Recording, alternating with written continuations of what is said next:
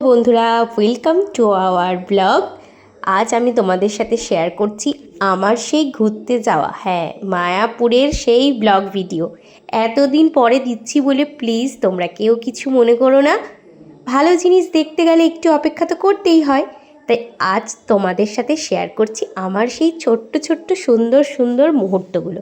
ও হ্যাঁ, আর একটা কথা বলে রাখি, যারা ভাবছো যে মায়াপুর তো আমি এখনও গিয়ে পৌঁছাতে পারিনি, আর কিভাবে যাব, অনেকটা দূর বোধ হয়, তা তাদেরকে বলে রাখি একদমই বেশি দূর নয়। আর কোনো খাটনি ছাড়া নির্দ্বিধায় চোখ বন্ধ করে চলে যেতে পারবে। আজ তোমাদেরকে আমি সেই ইনস্ট্রাকশনটাই দেব যে কিভাবে তুমি যাবে। তো তুমি যেই পথ থেকেই আসো না কেন, উত্তর দক্ষিণ পূর্ব পশ্চিম যেখান থেকেই আসো না কেন, আগে তোমাকে শিয়ালদা বা হাওড়াতে আসতে হবে। যদি তুমি মনে করো হাওড়া থেকে যাবে, ওয়েল অ্যান্ড গুড, তুমি সেখান থেকে যে কোনো কাটোয়া লোকাল বা কৃষ্ণনগর লোকালে উঠে পড়তে পারো। আর যদি তুমি শিয়ালদা থেকে যাও, সেখানেও তোমাকে ওই কৃষ্ণনগর লোকাল বা কাটোয়া লোকাল, সে দুটোর মধ্যেই একটা ধরতে হবে।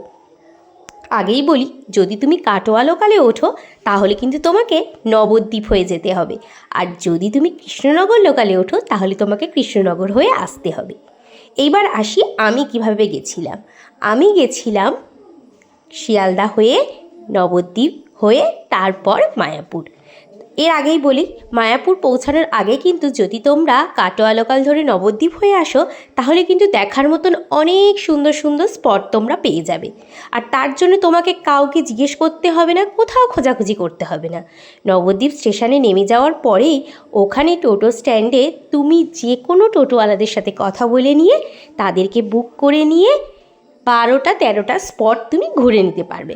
হ্যাঁ, সেখানে কিন্তু তোমাকে একটু ছোট্ট করে বার্গেনিং করে নিতে হবে, কারণ যদি শোনে যে তুমি নতুন আসছো তাহলে কিন্তু তোমাকে টুপি পরাতে তারা 1 সেকেন্ড ভাববে না। তাই একটু বুদ্ধি খাটিয়ে নিও। আর মোটামুটি তোমার অ্যাপ্রক্সিমেট ওই 500 টাকার মধ্যে কিন্তু একটা টোটো বুক করে তুমি আরামসে 12 থেকে 13টা মন্দির ঘুরে নিতে পারবে।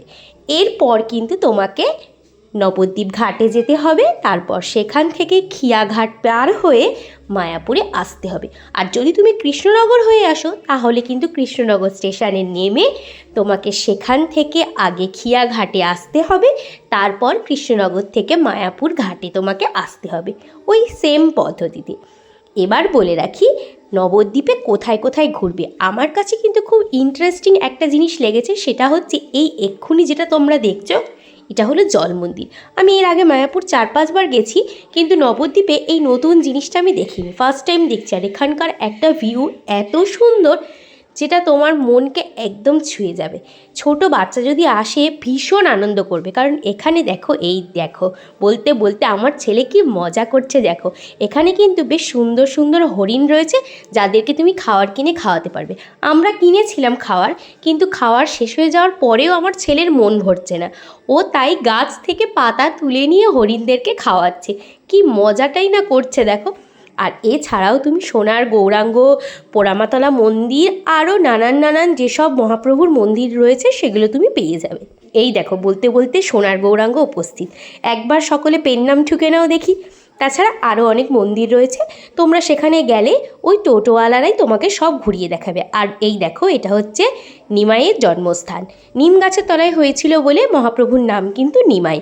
আর এই যে দেখছো এক্ষুনি, এটা হচ্ছে 60 ফুটের সেই বড় মহাপ্রভুর মূর্তি, যেটা তুমি নবদ্বীপে যে কাউকে বললে বা টোটোওয়ালাই তোমাকে নিয়ে চলে যাবে।